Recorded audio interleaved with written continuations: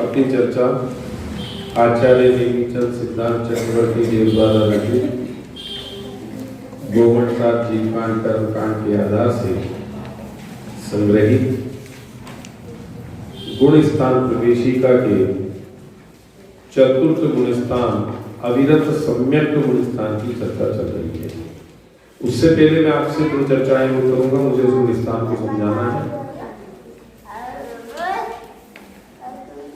मैंने आपको बताया था, अपन ने पढ़ा था कि दो प्रकार की प्रकृतियां होती हैं। एक कर्म कितने प्रकार के होते हैं? कर्म कितने प्रकार के होते हैं? 8। उसमें उसके दो भेद करें, एक घातिया कर्म, एक अघातिया कर्म। तो घातिया कर्म किसे कहते हैं? जो जीव के अनुजीवी गुणों का घात करे, है ना। ऐसी भी परिभाषा आई है कि जो जीव के ज्ञानादि गुणों के घात में निमित्त हो, है ना।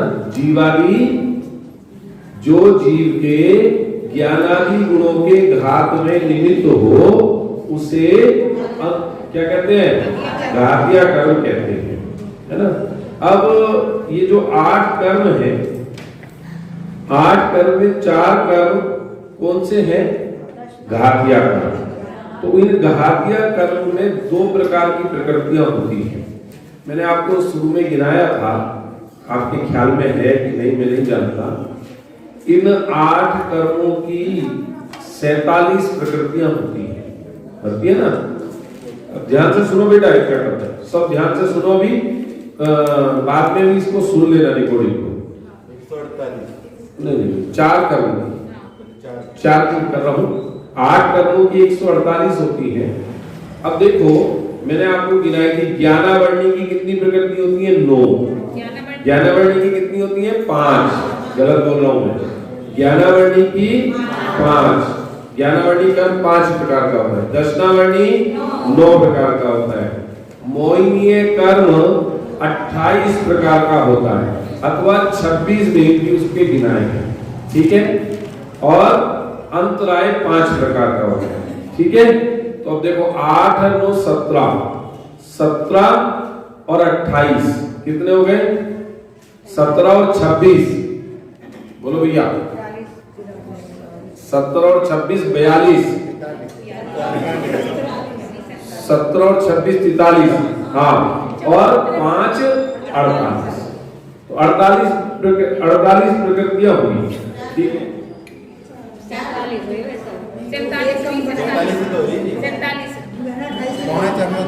5 और 9 14, गलत है ना शुरू में। 5 और 9 14 और 28 42 और 5 47, ठीक है। अरे समझ में आ रही बात? देखो मोहिनीय कर्म की अपन ने 26 भी बताई और 28 भी बताई। 28 तो शादी वाले की ही होगी, है ना। समझ में आ रही बात? 28 तो शादी वाले, क्योंकि दर्शन मोहिनी के 3 टुकड़े कौन करता है? जिसको एक बार सम्यक की प्राप्ति हो जाती है, सम्यक होकर के छूट जाता है। ख्याल में आ गई बात? तो 9 और 5 14 और 28 42 और 5 अंतराय की 47। तो इनमें दो भेद करें, एक देशघाती प्रकृति और एक सर्वघाती प्रकृति। इन 47 प्रकृतियों में दो भेद करें, एक देशघाती प्रकृति कहलाती है और एक सर्वघाती। सर्वघाती प्रकृति तो उसे कहते हैं जो जीव के ज्ञानादि गुणों का पूर्णतः घात करे, मतलब जो जीव के ज्ञानादि गुणों को पूर्ण रूप से प्रकट ना होने दे, उसे कहते हैं सर्वघाती प्रकृति। समझ में आ रही बात? और एक कहलाती है देशघाती प्रकृति, जो जीव के ज्ञानादि गुणों का अंशतः घात करे, एक देश घात करे, उसको क्या कहते हैं? देशघाती प्रकृति। एकदम समझ में आ रहा होगा कि नहीं आ रहा होगा? देखो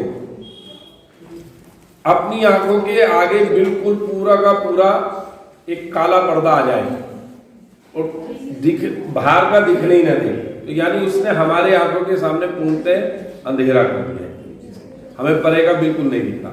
लेकिन एक ऐसा पर्दा हो कि जिसमें को हल्का फुल्का सा दिख रहा हो, है ना, समझ में, मतलब कहीं को जरा सा छेक आदि हो, समझ में आ गई बात, आप ये समझ लेना, उससे बाहर का हल्का फुल्का दिख रहा है लेकिन पूर्ण रूप से नहीं दिख पाता। तो ऐसी देशघाती प्रकृति और सर्वघाती प्रकृतियां, ठीक है, दो भेद होते हैं इन प्रकृतियों में, इन घातिया कर्म की 47 प्रकृतियों में। समझ में आ रही बात? ज्ञानावर्णी कर्म कितने प्रकार का, दशनावर्णी कितने प्रकार का, और मोहिनीय कर्म और अंतराय कर्म 5, ठीक है। तो इसमें इसे कहते हैं घातिया कर्म। घातिया कर्म की परिभाषा आपको बताई, जो जीव के ज्ञानादि गुणों के घात में निमित्त हो उसे घातिया कर्म कहते हैं। अब घातिया कर्म की जो 47 प्रकृतियां गिनाई है आपको, इनमें देशघाती और सर्वघाती ऐसे दो भेद होते हैं। इनमें से 21 प्रकृतियां तो सर्वघाती होती हैं और 26 प्रकृतियां देशघाती होती हैं। समझ में आई बात? सर्वघाती प्रकृति समझ में आ गया, जो जीव के ज्ञानादि गुणों का पूर्णतः घात करे, अथवा प्रकट, घात करने का मतलब क्या, प्रकट ना होने में। समझ में आ गई बात? उसको क्या कहते हैं, सर्वघाती प्रकृति। वो कितने प्रकार की होती है कि वो 21 प्रकार की होती है, ठीक है। और देशघाती प्रकृति जो जीव के ज्ञानादि गुणों को अंशतः प्रकट ना होने दे, उन्हें कहते हैं देशघाती प्रकृति। वो होती है 21 प्रकार की, सॉरी 26 प्रकार, ठीक है। यहां तक तो समझ में बात आ गई। जो जीव के ज्ञानादि गुणों का पूर्णतः घात करता है उसे घातिया कर्म भी कहते हैं, और सर्वघाती प्रकृति में भी यही लिया है, ठीक है ना। चलो अब देखो, ज्ञानावरणी के 5 भेद बताए थे, तो कौन कौन से, मति ज्ञानावरण, शुद्ध ज्ञानावरण, अवधि। अब सुनो, आप लिखो मत, मेरी देखो व्हाट्सएप पे ये सभी को मिल रहा है ना लिंक, तो आप उसे घर पे जाके लिखना। अब यहाँ समझोगे तो आपको ज्यादा आनंद आएगा, अभी आप लिखने में लग जाओगे तो आधे से ज्यादा विषय आपका छूट जाएगा। थोड़ा सा समय आपको घर पे रिवाइज फोन के माध्यम से भी आपको हो जाएगा। समझ में आई बात? देखो, मति ज्ञानावरण, शुद्ध ज्ञानावरण, अवधि ज्ञानावरण, मन प्रिय ज्ञानावरण और केवल ज्ञानावरण, ये ज्ञानावरणी के 5 भेद होते हैं, ठीक है भाई साहब, अनंतवीर बराबर। दशनावर्णी के 9 भेद होते हैं, चक्षु दशनावरण, अचक्षु दशनावरण, अवधि दशनावरण, केवल दशनावरण, प्रचला प्रचला प्रचला, अरे सॉरी, निद्रा निद्रा निद्रा, प्रचला प्रचला प्रचला और स्त्यान ग्रंथि, ये 9 दशनावर्णी कर्म के भेद होते हैं। मोहिनीय के 28, मिथ्या, सम्यक मिथ्या, सम्यक प्रकृति, अनंतानुबंधी चतुष्क, अप्रत्याख्यानावरण चतुष्क, अप्रत्याख्यानावरण चतुष्क, प्रत्याख्यानावरण चतुष्क, संजुलन चतुष्क और 9 कषाय, ठीक है, ये हो गए समझ में। और अंतराय कर्म के 5 भेद, दानांतराय, लाभांतराय, भोगांतराय, उपभोगांतराय और वीर्यान्तराय। ऐसे ये 47 प्रकृतियां होती हैं इन 4 कर्मों की। इनमें से 2 का डिवाइडेशन करना है, एक 21 प्रकृतियां तो सर्वघाती हैं और 26 प्रकृतियां देशघाती हैं। अब देखो सर्वघाती प्रकृति कौन कौन सी है, लिखने मत बैठो, आप नहीं लिख पाओगे, लिख सकते हो तो लिख लो, चलो नहीं मान रहे हो आप। अब देखो, बाद में लिख लेना, मैं इसलिए कह रहा, किताब में नहीं है, आपकी वाली में नहीं है, नहीं इनमें नहीं है, नहीं इनमें है, पुराने वाली में है, नई वाली में नहीं है, तो मत तो फिर तो किताब से लिख लेना। 32 पेज पर केवल ज्ञानावरण, केवल दशनावरण, स्त्यान ग्रंथि, निद्रा निद्रा, प्रचला प्रचला, निद्रा प्रचला, अनंतानुबंधी चतुष्क, अप्रत्याख्यानावरण चतुष्क, प्रत्याख्यानावरण चतुष्क, मिथ्यात्व मोहिनीय और सम्यक मिथ्यात्व मोहिनीय, ये 21 प्रकृतियां सर्वघाती हैं। अब सुनो बेटा, है ना। और देशघाती प्रकृतियां हैं मति ज्ञानावरण, शुद्ध ज्ञानावरण, अवधि ज्ञानावरण, मने प्रिय ज्ञानावरण, चक्षु दर्शनावरण, अचक्षु दर्शनावरण, अवधि दर्शनावरण, सम्यक प्रकृति, संजलन चतुष्ट, हास्यादि नव कषाय, प्राणांतराय, लाभांतराय, भोगांतराय, उपभोगांतराय और वीर्यांतराय। इस प्रकार ये 26 प्रकृतियां देश जाती होती हैं। अब ये इतना तो आप किताब से भी पढ़ लेना। चलिए अब आप पुस्तक में अपने यहां खोलिए पेज नंबर 42, पेज नंबर 42। ठीक है, 3 चीज की परिभाषा मैं आपको यहां पर पढ़ाऊंगा। क्षयोपशम, उद्याभावी क्षय, सदअवस्था रूप उपशम, 3 चीज। प्रश्न नंबर 62 है ना। बहुत सारे विषय छोड़ छोड़ के पढ़ा रहा हूं। अभी आंटी मेरे को कह रही थी कि भैया बहुत कठिन पढ़ रहा है ना। तो वास्तव में मुझे मालूम है कठिन पड़ेगा, लेकिन मैं भी बहुत सरल से सरल करने का अपनी तरफ से प्रयास कर रहा हूं। ठीक है, चलिए। क्षयोत्सव किसे कहते हैं? वर्तमान कालीन सर्वघाती स्पर्धकों का उदयाभावी क्षय। सर्वघाती समझ गए ना? स्पर्धक मतलब कर्म समूह है ना।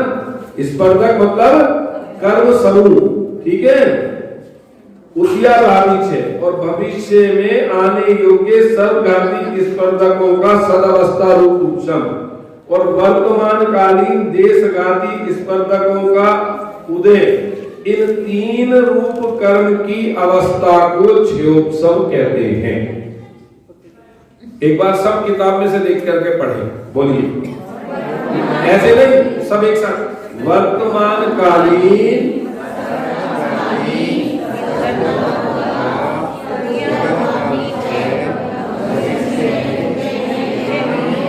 आने योग्य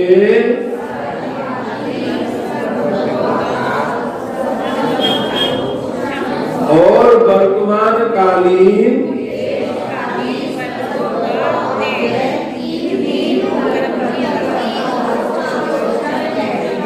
उस समझ में नहीं आया होगा, है ना। कोई बात नहीं, घबराओ। क्षयोपशम की परिभाषा यहाँ तक तो समझ में आई ना। देखो, अभी अपन ने 2 प्रकार के स्पर्धक पढ़े थे, कर्म पढ़े थे, सर्वघाती प्रकृतियां पढ़ी थी ना। एक तो देशघाती और एक सर्वघाती। देखो क्या कह रहे हैं कि जो सर्वघाती स्पर्धक है, सर्वघाती की परिभाषा क्या दी थी कि जो जीव के ज्ञानादि गुणों का पूर्णतः घात में निमित्त हो उसे सर्वघाती कहा। अब एक बात बताओ, अपने को केवल ज्ञान कितना प्रकट है? बोलो जी। रेणु भाभी, रेखा भाभी, केवल ज्ञान है कि नहीं? हाँ जी, बोलो पीछे। थोड़ा बहुत तो होगा, नहीं है ना। तो वो इसलिए कहलाए सर्वघाती प्रकृति। समझ में आ गई बात? केवल ज्ञान बिल्कुल भी प्रकट नहीं है ना, तो सर्वघाती प्रकृति में लिया इसलिए इसको। समझ में आ रही बात? ऐसी आगे आगे आप अन्य अन्य प्रकृतियों में लगाना। अभी घबराना मत, घबराना मत। सम्यक दर्शन है, सम्यक दर्शन है अपने को नहीं है।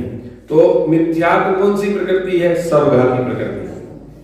मिथ्या है ना, मिथ्यात्व के कारण हमारी श्रद्धा बिल्कुल भी प्रकट, निर्मल श्रद्धा नहीं है ना। उसके बाद अणुरक्त प्रकट हुए हमारे को कि नहीं?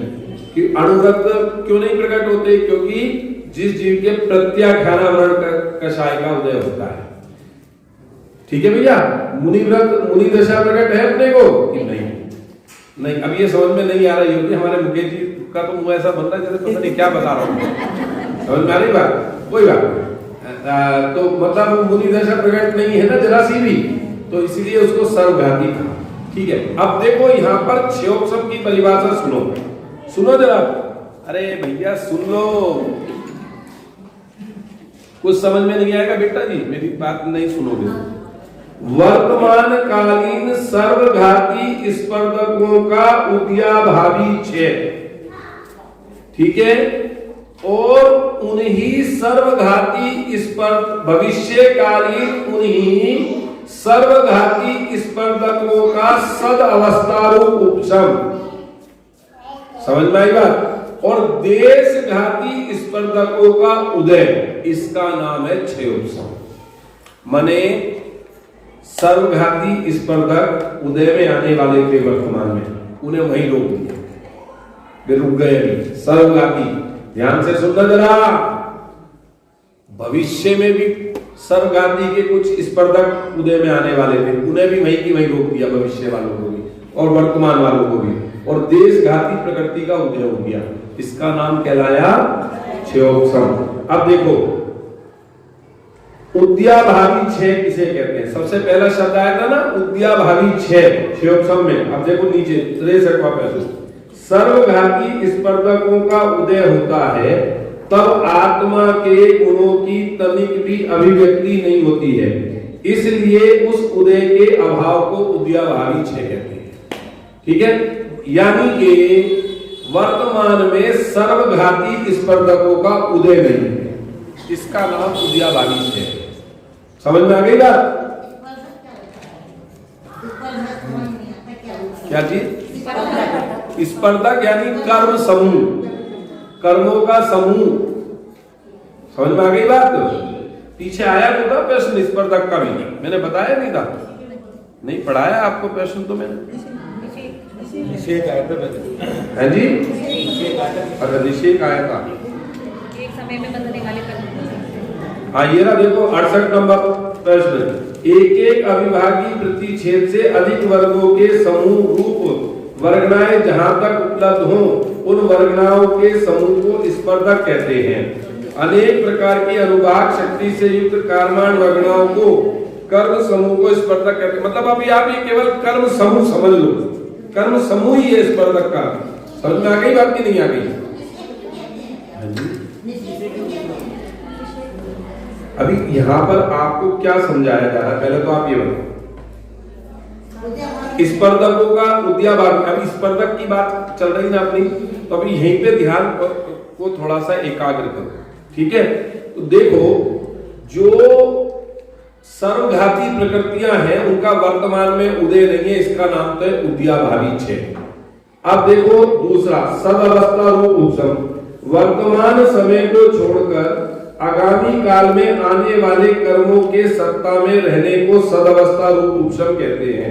इस उदय का अभाव ही अपशस्त उपशम है, अनंतानुबंधी का अपशस्त उपशम ही होता है।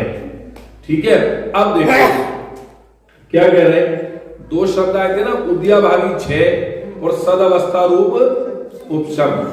उद्याभावी क्षय और सदावस्था रूप उपशम।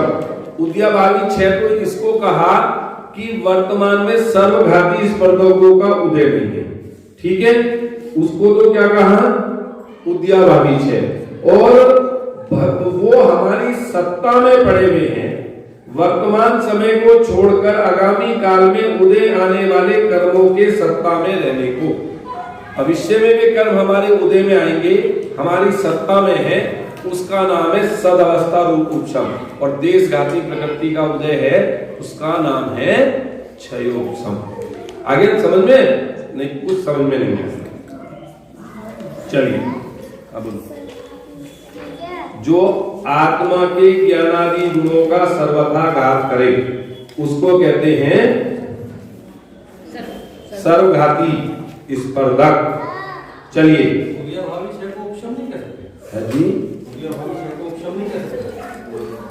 जी नहीं, कैसे कहते हो उद्याभावी क्षय को? अभी तो उनका उदय ही नहीं है। उपशम तो दबाता है जी अपने पुरुषार्थ के निमित्त से कर्म को। अभी अनुदय काल हुआ,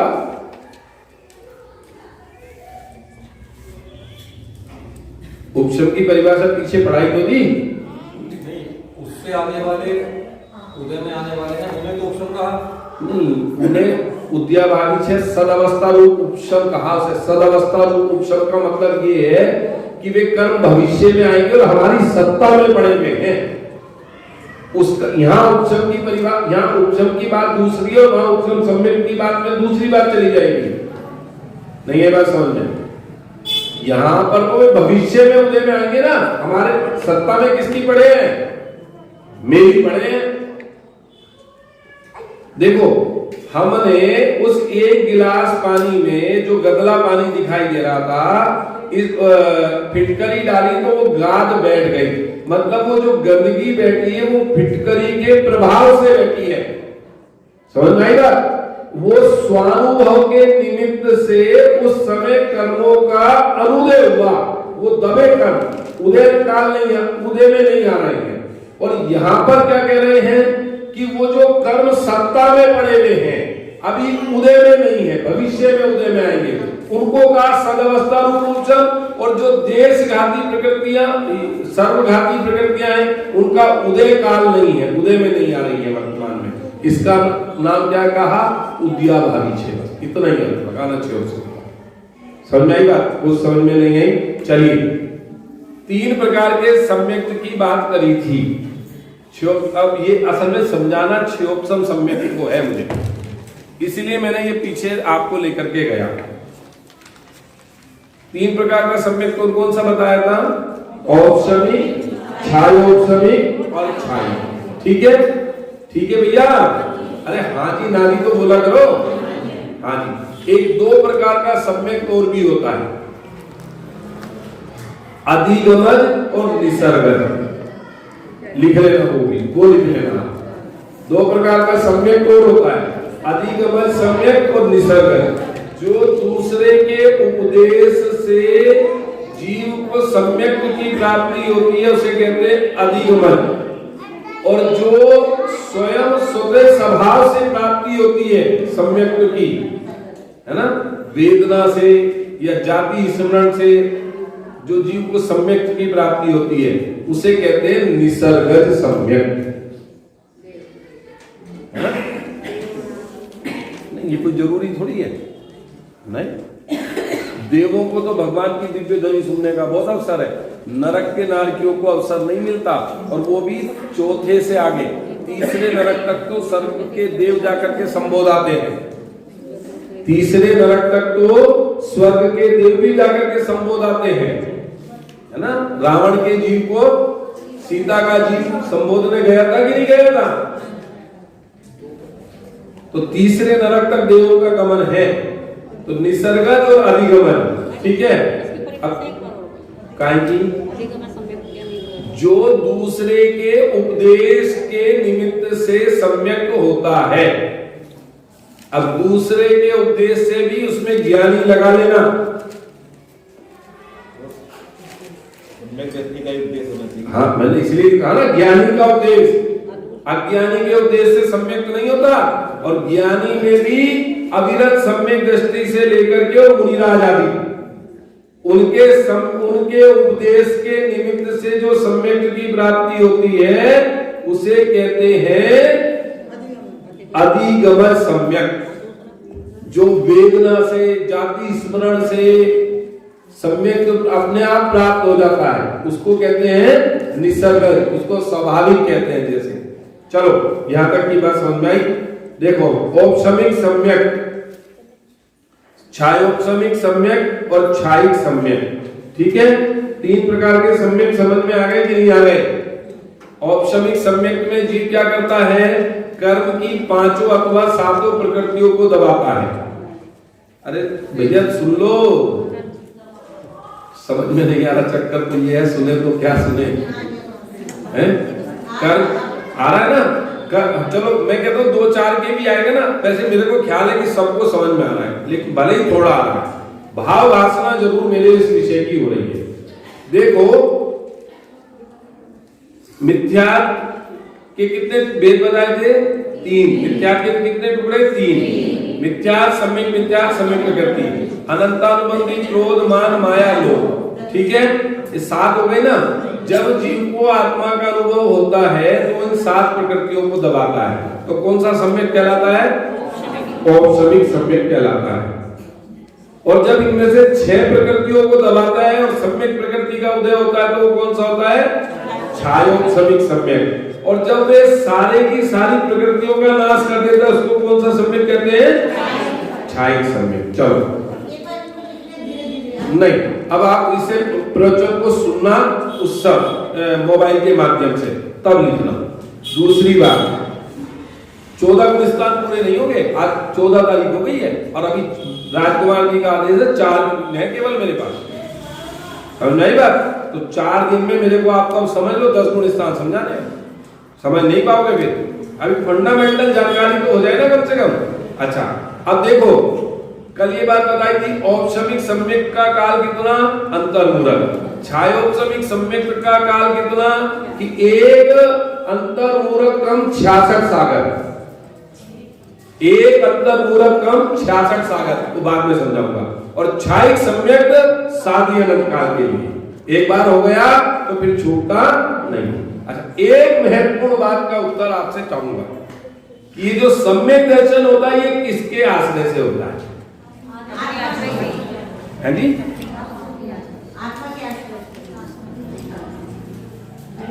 आप डाउट में ही रहते हो, जो पूरे बोर्ड हमारे किसकी आत्मा के आश्रय से होता है? अपनी आत्मा के आश्रय से सम्यक की प्राप्ति होती है। देखो बाहर में निमित्त तो बनेंगे सच्चे देवसास गुरु, ध्यान से सुनना, और अंतरंग में आत्मा के अनुभव रूप प्रतीति होती है, तब जीव को सम्यक की प्राप्ति होती है और वहीं से जीव को धर्म ध्यान भी प्रारंभ होता है। ठीक है, चलिए 14 गुण स्थान समझ में आ गया? अरे हाँ जी ना जी। आज उपवास किसी का था क्या? नहीं। अच्छा अब अगर 2 बहनों की लड़ाई हो जाए तो फिर आवाज कहां तक जा सकती है? हमारी आंटी जी कह रही है कि भाई साहब आप वहां सड़क तक सुन सकते हो और यहाँ तो बहुत सारे लोग बैठे हैं। तो बोलो धर्म ध्यान का प्रारंभ कौन से गुण स्थान से होता है? तो पहले नंबर पर करने लायक कार्य क्या है? सम्यक दर्शन। पहले नंबर पर करने लायक कार्य क्या है? तो सम्यक दर्शन किसके आश्रय से प्राप्त होता है? निज आत्मा के आश्रय से। तो निज आत्मा का आश्रय करने के लिए पहले नंबर पर किसको जानना जरूरी है? निज आत्मा को। और निज आत्मा को कब जानेंगे? कि जब सच्चे देवसास गुरु की शरण में आएंगे। यहाँ तक का विषय पूर्ण हुआ। 5वां गुण स्थान खोल लीजिए। आचार्य श्री नेमीचंद ने गोमर सार जीव कांड गाथा नंबर 30 में देश विरत गुण स्थान की परिभाषा निम्नानुसार दी है। ठीक है,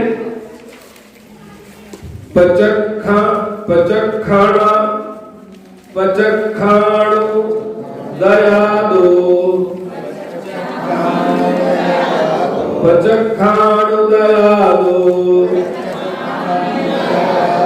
संजम बावोणे हो दिनवरिंदु,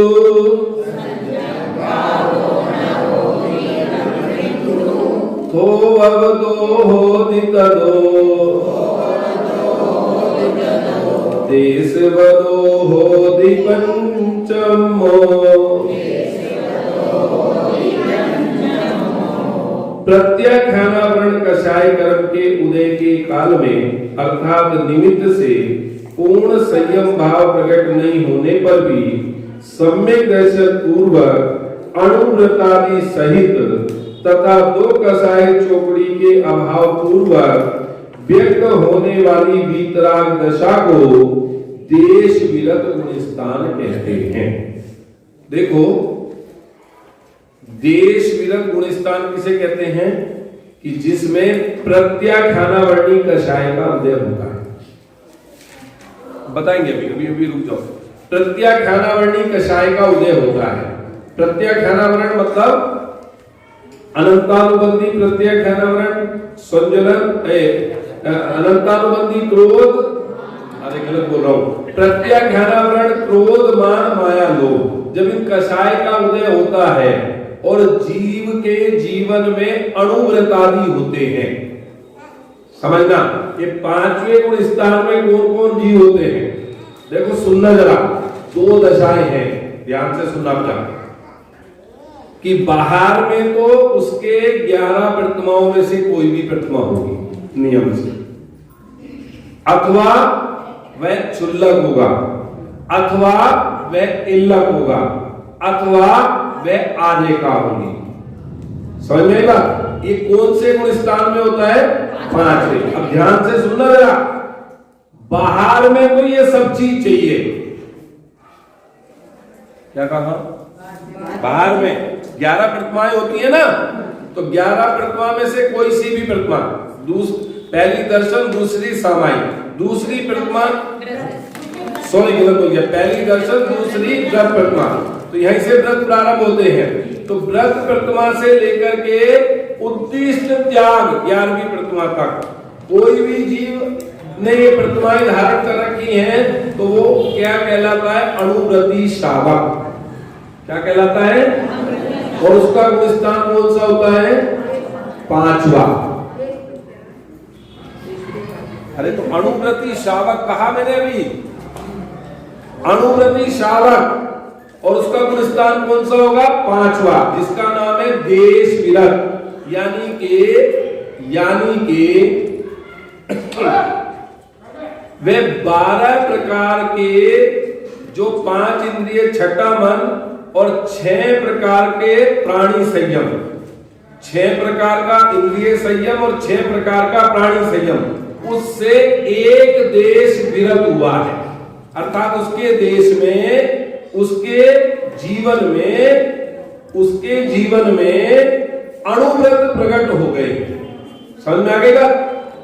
अहिंसाणुव्रत, सत्याणुव्रत, अचौर्याणुव्रत, ब्रह्मचर्याणुव्रत और परिग्रह परिमाणाणुव्रत, 3 गुण व्रत, दिग्व्रत, देशव्रत, अनर्थदंड, 4 शिक्षा व्रत, है ना, सामायिक, प्रोषोदोपवास, भोगोपभोग परिमाण और अतिथि संविभाग। इस प्रकार ये 12 व्रत जिसके जीवन में आते हैं, वह ब्रह्मचारी भी हो सकता है, घर में रहने वाला, कमाने वाला, व्यापार करने वाला, परिवार का पालन पोषण करने वाला भी हो सकता है, और गृह का त्यागी भी हो सकता है, यानी क्षुल्लक, केल्लक और आले का भी हो सकती है। बाहर में तो ये चाहिए, समझ में आई बात? और अंदर में क्या चाहिए? 2 कसाई चौकड़ी का भाव। कौन सी? अनंतानुबंधी चतुष्क और प्रत्याख्याना वर्ण चतुष्क, अप्रत्याख्याना वर्ण चतुष्क। समझ में आ गई बात? अंदर में कितनी कसाई चौकड़ी का भाव? कौन सी? अप्रत्याख्याना वर्ण। अब देखो मजे की बात, अनंत पीरी जी, अगर अंदर में 2 कसाई चौकड़ी का भाव नहीं है और बाहर में अणुव्रत है, तो उनका गुण स्थान 5वां नहीं कहलाएगा। क्या कहा? अभी इतना ही समझ ले, अभी सुन जो क्या कहा कि जिसके जीवन में 2 कसाई चौकड़ी का भाव तो हुआ नहीं अभी, और उसने कोई सी भी प्रतिमा ले लिया तो या वह क्षुल्लक, एल्लक, आदि का बन गए, और 2 कसाई चौकड़ी का भाव नहीं हुआ है, तो उनका गुण स्थान 5वां नहीं कहलाएगा। बाहर का वेश उनका 5वें गुण स्थान वालों के जैसा है, लेकिन अंतरंग में करना योग उनका गुण स्थान 5वां नहीं मानेगा, जब तक कि उनके 2 कसाई चौकड़ी का ऑप्शन नहीं होगा। समझ में आ रही बात? तो मार्ग देखो, बाहर में तत्व संबंधी शुद्धि भी चाहिए। अगर किसी के जीवन में 11 प्रतिमा अथवा 5 अणुव्रत नहीं होंगे तो उसके तो 3 काल में भी 5वां गुण स्थान हो ही नहीं सकता। होगा भी उन्हीं के कि जिनके बाहर में अणुव्रत आदि होंगे, प्रतिमा आदि होंगी, तभी 5वां गुण स्थान होगा। लेकिन इनके होने मात्र से भी वो 5वां गुण स्थान वर्ती हो जाएगा, ऐसा समझ में आ गई बात? समझ में आई बात कि नहीं आई? अब जो वो तो केवल ज्ञान कर्म में है, उनका कौन सा गुण स्थान है उन्हें पता होगा। अगर उनको सम्यक तो है तो चौथा गुण स्थान है, और मिथ्या दृष्टि है तो पहले ही गुण स्थान है। मैंने क्या कहा, इसीलिए तो आपको समझाया पांचवा गुण स्थान तो सम्यक पूर्वक ही होगा। सुन नहीं रहे हो ना बात को ध्यान से, मैं बार बार कह रहा हूं, पहले मेरी सुनो। पांचवा गुण स्थान तो सम्यक पूर्वक ही होगा, लेकिन बाहर में वेश तो आ सकता है कि नहीं आ सकता। अब हमारे को विरक्ति उत्पन्न हो गई और हमने घर को छोड़ छाड़ करके क्षुल्लक दीक्षा अथवा इल्लक दीक्षा ले ली। आपने आर्य का दीक्षा ले ली, आपने दूसरी तीसरी पांचवी सातवीं 11वीं कोई सी भी प्रतिमा ले ली, है ना। और अभी अंदर में ना सम्यक का पता ना कोई चीज का पता, बस ऐसी देखा देखी ले ली। उदाहरण, हाँ पुष्प डाल वारी शेर का ख्याल में है, पुष्प डाल ने वारी शेर को देखा देखी मुनि दीक्षा ले ली और 16 साल तक अपनी काणी पत्नी का ध्यान रहा। ध्यान से सुनना, लेकिन गुणस्थान तो पहले था, बाहर में वेश तो कैसा था, मुनि का था, लेकिन उनके सुलटने के चांस तो हुए ना, सुलट तो गए ना बाद में। मेरी बात समझना, समझ में आ रही बात की नहीं आ रही। इसलिए बाहर में वेश होना इतना, बाहर में भी वेश जरूरी है तो अंदर की शुद्धि भी जरूरी है। अंदर की शुद्धि नहीं होगी तो खाली बाहर के वेश से काम नहीं चलेगा, और बाहर में वेश नहीं होगा तो अंदर में भी शुद्धि प्रकट नहीं हो सकती। देखो कैसे गजब की बात।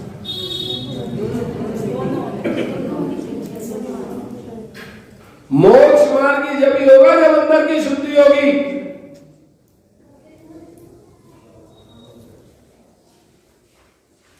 इसीलिए तो कहा जैन धर्म में काय की प्रधानता है, भावों की प्रधानता है। अपन ऐसा बोलते हैं ना, एक बार वंदे जो कोई ताहि नरक पशु गति नहीं होई। कहां के लिए बोलते हैं मुकेश जी? बस चाहे वहां पर जाकर आप आलू के चिप्स खाओ, पहाड़ पे चढ़ के ब्रेड बिस्किट खाओ, कुछ भी करो तो भी।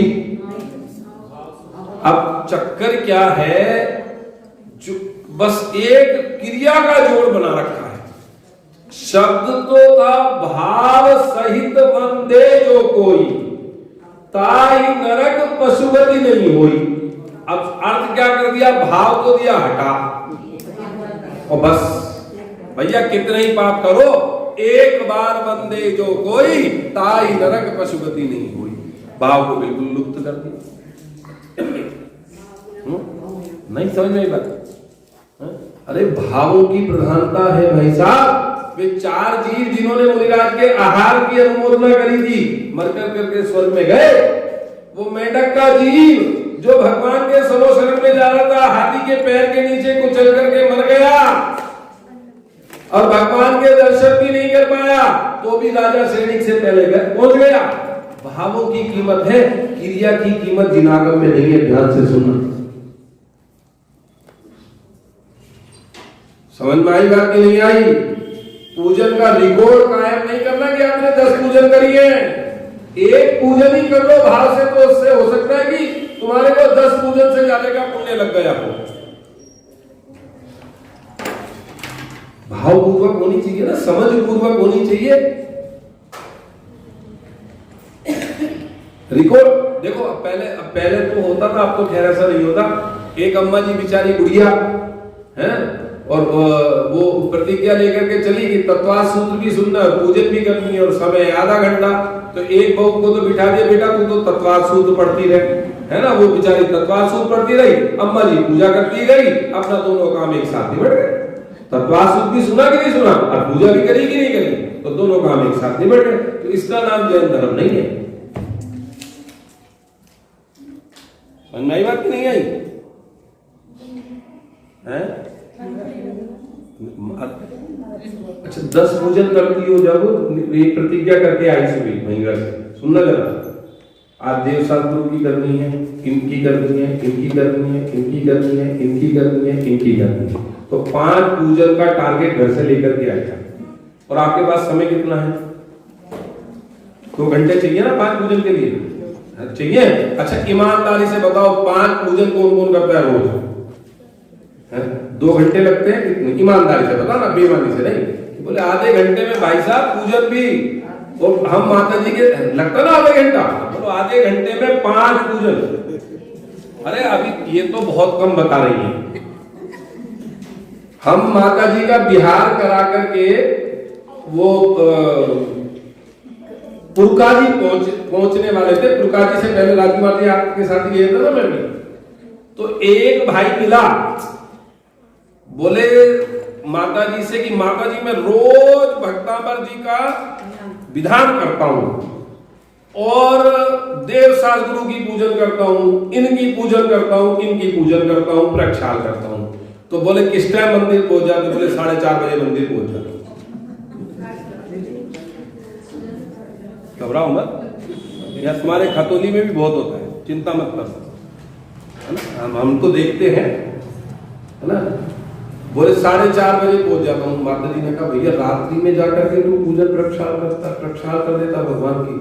बोले माता जी यहाँ जल्दी रहती है, ये रहती। तो अच्छा भैया तू विधान कितनी देर में कर लेता है? उनको माता जी 15 मिनट का विधान कर लेता। तो बोले तू पढ़ता कैसे यार? 15 मिनट में तो व्यक्ति सही मायने में आप विनय पाठ से लेकर के और ये परम ऋषि स्वस्ति मंगल विधान तक आप आओ तो कम से कम 10-15 मिनट तो उसके लिए चाहिए, है ना। अच्छा चक्कर नहीं, अपन चतुर हैं, आप समझती नहीं हो कि विनय पाठ तो अपन पूजन के बर्तन साफ करते हुए, सतिया बनाते हुए, ये करते हुए, सामग्री को जुटाते हुए, इधर से वो पुस्तक लेके आ रहे, उधर से वो काम करके आ रहे, इतने में तो पूरा विनय पाठ पढ़ा जाता है। देख लेना आप 90% लोगों की बता रहा हूं मैं बात आपको। 90% लोग विनय पाठ को पता कैसे पढ़ते हैं? पुस्तक नहीं हो तो पुस्तक ले आते हैं, जल चंदन नहीं हो तो जल चंदन ले आते हैं, सामग्री में कुछ कमी रह रही हो तो वो कर ले आते हैं, बीच में एक तो कोई बात किसी से करनी हो तो वो करके फिर आगे बढ़ जाते हैं। ये तो विनय पाठ पढ़ते हैं अपना। आप देख लो, अच्छा विनय पाठ में देख लो आप क्या क्या करते हो बताओ। विनय पाठ तो आप ऐसे ही पढ़ जाते हो जो मतलब अविनय पूर्वक है। और जबकि विनय पाठ का भाई साहब, विनय पाठ जब पढ़ा जाना चाहिए, आपने देखा होगा हम विधान यहाँ पर पूजन जब तक प्रारंभ नहीं करते हैं जब तक आप लोगों के पास सामग्री, पुस्तक, सब चीज नहीं पहुंच जाए। पहले ही नंबर पर आपने अविनय से प्रारंभ कर दी पूजन। सतिया बना रहे हैं, ये भी दिखा दो तुम पढ़े जो पाठ धन्य जिन्हें तुम नाचे कर्म जुआट, और बस सारी चीजें जुटाई जा रही है। हो गया विनय पाठ तुम्हारा। ये तो अभिनय है। अब वो इतना सारा बोझ सिर पे पहले से रख करके लाए। आप ये जाओ कि हम भगवान का गुणानुवाद करेंगे, भले एक पूजन करें, बड़ी मस्ती के साथ करेंगे, आनंद के साथ करेंगे, समझ के करेंगे कि भगवान की इस पूजन में कैसे गुणों का व्याख्यान किया गया है, कैसे गुण बताए गए हैं। बात नहीं करो, बात करने के लिए 15 मिनट बात नहीं दूंगा, नहीं अब चर्चा भी बात में करना, भी सुनो पूरी बात, समझ में आई बात की नहीं। अभी मैंने आपको रिकॉर्ड बताया ना, एक बच्चा 15 मिनट के अंदर भक्तांबर जी का विधान भी कर देता है। तो आप और हम सब बैकवर्ड में पहुंच गए ना। जो लोग एक पूजन 1 घंटे में करता है या पौना घंटे में करता है तो बैकवर्ड में आ गए ना। क्यों? अच्छा ईमानदारी से बताओ, 1024 दिन 1024 अगर कराते हो राजकुमार जी जिस दिन, क्या करते हो? क्या करते हो? ईमानदारी से बताओ। बोले एक थाली का द्रव्य फटाफट दूसरी थाली में चढ़ाना होता है। अनंत विजय जी समझ में आ रही बात? स्वाहा स्वाहा स्वाहा स्वाहा, पता भी नहीं होती हमारे को कि क्या पढ़ गए वो क्या। और बहुत सारे तो बाद में देखते हैं भैया कौन से नंबर का चल रहा है, देख लो आप, इसका नाम विधान करना है। सोचना, जैन शासन में क्रिया की प्रमुखता कभी नहीं रही, भावों की प्रमुखता रही है। आप भाव सहित जो भी कार्य करोगे वो आपको साथी से फल देगा, और बिना भाव के आप कुछ ही कर जाना बाबू ठीक है। 1 घंटे आप पाप में नहीं बैठे, भगवान के दरबार में बैठे तो पुण्य जरूर लेकर के चले जाओगे। तो 5वें गुण स्थान में कितनी कसाई चौकड़ी का भाव चाहिए? 2 कसाई चौकड़ी का भाव। और बाहर में कौन से चाहिए? अणुभर। यह प्रतिमाएं बातें की 11 प्रतिमा हो। आपको पता है अपन कहते थे, और कहता भी हूं मैं तो बहुत जोरदार आवाज में कहता हूं कि आरेकाओं की पूजा नहीं हो सकती, है ना। सुनो भैया, ए बेटा, अगर आप आगे बैठने वाले बोलोगे तो मैं पीछे बिठाऊंगा कल से। आरेकाओं की पूजा नहीं हो सकती। अनंत विजय जी, कौन से गुण स्थान वर्ती है आरेका? अरे कुछ तो बोलो, आपको समझाया। 5वें गुण स्थान वर्ती, और 5वें गुण स्थान वर्ती उत्कृष्ट श्रावक और श्राविकाएं होती है। मुझे इसे ध्यान से सुनना, कान खोल करके। देखा भाभी, कुछ समझ में आ रही बात की नहीं आ रही? कि भैया समझ में तो सब आ रही, पर यहां पर ऐसा ही है।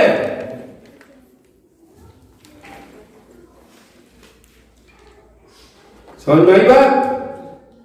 और देखो, आप उदाहरण वर्तमान में देखो, विज्ञानमती माता जी का पूरा संघ आया, पूजा हुई किसी भी दिन?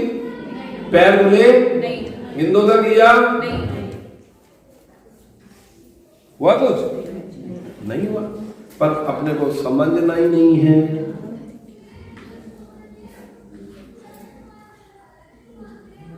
अपने को तो कुछ ना कुछ चाहिए। संतोष आंटी जी, नहीं, धर्म के नाम पर कुछ ना कुछ तो उठापटक चलनी चाहिए कि नहीं?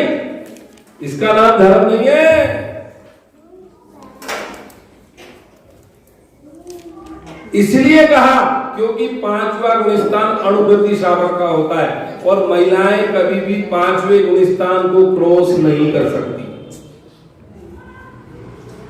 इसलिए उनकी किसी भी प्रकार से पूजा नहीं हो सकती है। वस्त्रधारी की क्षुल्लक, मैंने बताया था, क्षुल्लक जी को क्या कहते हैं? क्षुल्लक जी को क्या कहते हैं? ध्यान से सुनना, क्षुल्लक जी को नमोस्तु नहीं कह सकते। क्षुल्लक जी को, एल्लक जी को इच्छामी, और माता जी को, और मुनिराज को नमोस्तु तो मुनिराज को ही कहा जाएगा। पूजा किसकी की जा सकती है? मुनिराज की, क्षुल्लक की, एल्लक की, आरेका की।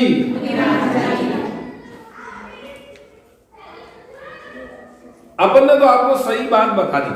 आपकी होनार अच्छी होगी तो आपकी समझ में आएगी, होनार अच्छी नहीं होगी तो अपन क्या, कोई भी भगवान भी आकर के आपको समझाएगा तो आपकी समझ में नहीं आएगी। तो अपने को टेंशन है ही नहीं इस बात की कि कोई सामने वाले ने समझी कि नहीं समझी। क्यों कहती है? अपन कोई चीज समझाए और सामने वाला नहीं समझा, अंकित भाई तुम नहीं समझो, तो क्या करेंगे कि भैया हम तो तुम्हारे पीछे भागेंगे नहीं, हम क्यों अपने परिणाम खराब करेंगे? हमने तो स्वरूप समझा दिया। अब जिसकी जैसी होनहार उसकी वैसी समझ और उसका वैसा ही परिणाम। समझ में आई बात? चलिए, 5वां गुणस्थान समझ में आया कि नहीं आया? आया कि नहीं आया? अच्छा, 5वें गुणस्थान से ऊपर की ओर कौन से गुणस्थान में जाते हैं? 7वें में, 6ठे में नहीं, 7वें में, और नीचे की ओर 4थे में, 3रे में, 2रे में, और समझ में आ गई बात? आ जाओ, 6वां गुणस्थान खोल लो, गाथा पढ़ लेते हैं बस। 6वां गुणस्थान पढ़ाओ कि नहीं? चलो समय हो गया, 6वां गुणस्थान कर लूंगा। 6, 7 और 8 इन 3 गुणस्थानों को आप कल पढ़ कर करके आए। कोशिश करी जाएगी कि तीनों गुणस्थान कल पूरे किए जाए।